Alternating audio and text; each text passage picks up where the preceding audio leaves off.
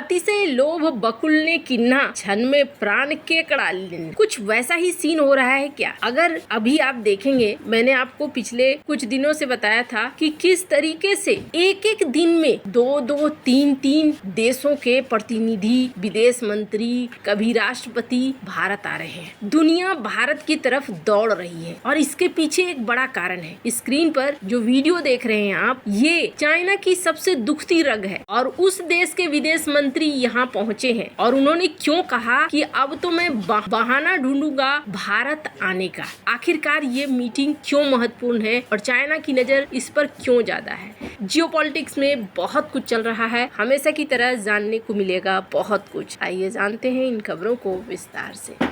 Screen पे इस देश को देख रहे हैं, ये देश है इंडोनेशिया। और इंडोनेशिया की खासियत क्या है? इंडोनेशिया की सबसे बड़ी खासियत ये है कि ये दुनिया का सबसे बड़ा मुस्लिम बहुल देश, जिसकी जमीन टिकी है वहाँ पर जहाँ से चाइना का गर्दन गुजरता है, यानी मलक्का स्ट्रेट। ये वो जगह जहाँ हिंद महासागर और प्रशांत महासागर जुड़ते हैं। ये वो जगह जो इंडो पैसिफिक की रणनीति में सबसे ज्यादा महत्वपूर्ण भूमिका निभाता है। अभी एकदम से हलचल मचा दिया था एक खबर ने कि अमेरिका ने इंडोनेशिया के साथ एक डील कर ली है और उस डील के तहत इंडोनेशिया के आसमान का इस्तेमाल कर सकता है अमेरिका। यानी कभी अगर मलक्का स्ट्रेट चौक होता है तो क्या यहाँ अमेरिका अपनी वायुसेना को उतार सकता है? तैयारियां तो कुछ ऐसी ही दिखती है, लेकिन आधिकारिक तौर पर भले ये चीज न कही जाए, पर ऐसा सीन हो सकता है। इंडोनेशिया की बात जहाँ तक करेंगे, प्रोवोवो जब भारत आए थे तभी उनका झुकाव भारत की तरफ देखने को मिल गया था। और प्रोवोवो का इतिहास अगर जानेंगे तो चाइना इन्हें पसंद नहीं करता है, क्योंकि प्रोवोवो का इतिहास बड़ा ही अलग लेवल का रहा है। बड़े भयंकर किस्म के रहे हैं एक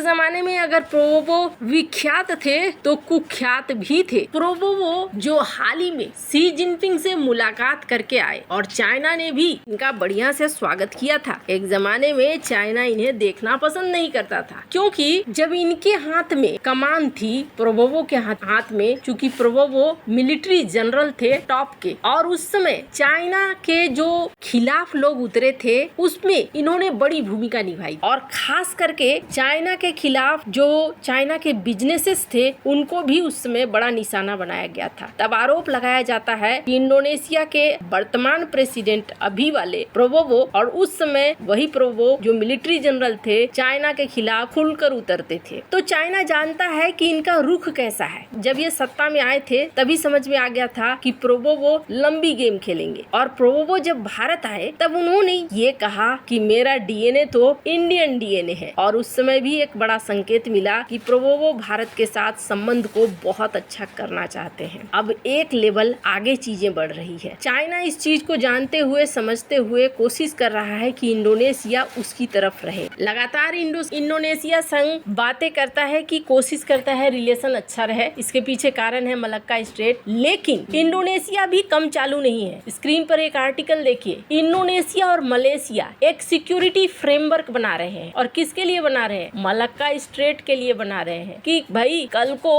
अगर तुम उतावला बनते हो तो फिर हम उसका इलाज ढूंढेंगे। मॉडर्न डिप्लोमेसी की इस खबर को देखिए, जिसमें ये कहा जा रहा है जकार्ता यानी कि इंडोनेशिया अपनी पॉलिसी में मलक्का स्ट्रेट को काउंट करता है। यानी इन्हें समझ में आ चुका है कि खेल अगर आगे बढ़ता है तो यहाँ मलक्का स्ट्रेट एक बड़ी भूमिका निभाएगा। और सिर्फ इंडोनेशिया ही नहीं, स्क्रीन पर एक और आर्टिकल देखिए। जापान डिफेंस पैक्ट साइन कर रहा है इंडोनेशिया के साथ। और सबसे बड़ी बात, जापान इंडोनेशिया को कई चीजें भी दे रहा है। कुछ चीजें मुफ्त में दे रहा है, कुछ चीजें बहुत कम दाम पर। जैसे कि जापान ने ट्रांसफर किया है असागिरी क्लास का डिस्ट्रॉयर इंडोनेशिया को। अब इसका क्या मतलब है? मतलब ये है कि जापान चाहता है इंडोनेशिया मजबूत बनो। जितने छोटे छोटे देश हैं सब मजबूत बन जाओ और मजबूत बनकर चाइना के आक्रामकता को हैंडल करना है। तो यहाँ इंडोनेशिया केंद्र में आता हुआ दिख रहा है। अब यही Indonesia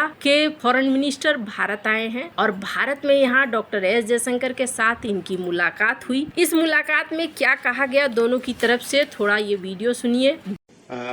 Excellency, it's a great pleasure to welcome you and your delegation to New Delhi for the 8th India-Indonesia Joint Commission meeting. We had an opportunity to meet just last month on the sidelines of the BRICS Foreign Ministers meeting, and I really appreciate your taking time. Thank you very much, Your Excellency, Dr. Subramaniam Jaishankar, distinguished delegates, ladies and gentlemen, namaskar.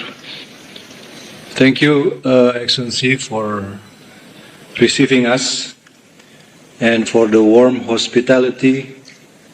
I understand it's a Sunday, beautiful Sunday actually, and this shows how we put great importance to our bilateral relations, especially facing the upcoming visit of Prime Minister Modi to Jakarta, and for that दोनों की ही तरफ से एक बड़ी बात निकल कर सामने आई, वो है एक स्पेशल डील, और वो है मॉडर्न टेक्नोलॉजी से लेकर डिफेंस तक। माना जा रहा है कि इस स्पेशल डील में एक बेहद खास डील हो सकती है, वो हो सकती है ब्रह्मोस मिसाइलों की। ब्रह्मोस मिसाइल लेने के लिए इंडोनेशिया बहुत उतावला भी दिख रहा है, और अब जाकर इंडोनेशिया को लेकर जियोपॉलिटिकल विशेषज्ञ भी कह रहे हैं कि इंडोनेशिया के साथ भारत के रिश्ते मजबूत होने का मतलब है भारत चीन के स्ट्रिंग ऑफ पल्स नीति को काउंटर करता है। हालांकि ये जो फॉरेन मिनिस्टर्स की बैठक हुई, इस बैठक के बाद दोनों देशों के रक्षा सचिव और सैन्य अधिकारी जल्द ही इंडोनेशिया में मिलेंगे। समंदर में किस तरीके से सुरक्षा किया जाए, किस तरीके से साझा नौसैनिक गश्त किया जाए, इन सब को उतारा जाएगा। अब समंदर में इंडोनेशिया और भारत जुगलबंदी करते हुए दिख रहे हैं, तो खास तौर पर मलक्का स्ट्रेट के देश आपस में जुड़ते हुए भी दिख रहे हैं, और ये जुड़ना चीन को बड़ा खटकेगा, क्योंकि इस स्पेशल डील के बाद चाइना के लिए मुश्किलें आगे बढ़ेंगी। हालांकि इनके फॉरेन मिनिस्टर का एक बयान बड़ा चर्चा में आया, जिसमें उन्होंने कहा कि अब तो मैं भारत आने के बहाने ढूंढूंगा। खैर, अच्छी बात यह है कि इंडोनेशिया अपनी सुरक्षा को मजबूत कर रहा है, और इंडोनेशिया इस बात को समझता है कि जिस तरीके से चाइना आक्रामक हुआ बैठा है, चाइना को काउंटर करने के लिए इस तरीके की डील ज्यादा जरूरी है। अभी पीएम मोदी भी जाने वाले हैं इंडोनेशिया, ऑस्ट्रेलिया, न्यूजीलैंड अगले महीने। अब इससे एक चीज तो जरूर समझ में आ रही है कि बहुत जल्दी रणनीति बदल रही है, और ये रणनीति बदलने के पीछे सबसे बड़ा कारण है ग्लोबल ऑर्डर बदल रहा है। जितने जल्दी जो देश गठबंधन बना लेते हैं, एक दूसरे के साथ रिश्ते बना लेते हैं, उतनी ही जल्दी वो अपनी सुरक्षा को भी सुनिश्चित करेंगे। यही वजह है कि अभी आप देखेंगे भारत आने वालों का तांता लगा हुआ है, क्योंकि भारत इस इलाके में एक बड़ा रणनीति खिलाड़ी बन चुका है। आपको क्या लगता है, इन सब मामले में आपकी क्या राय है, कमेंट कर जरूर बताएं। जल्द मिलते हैं अगले वीडियो में नई खबर के साथ।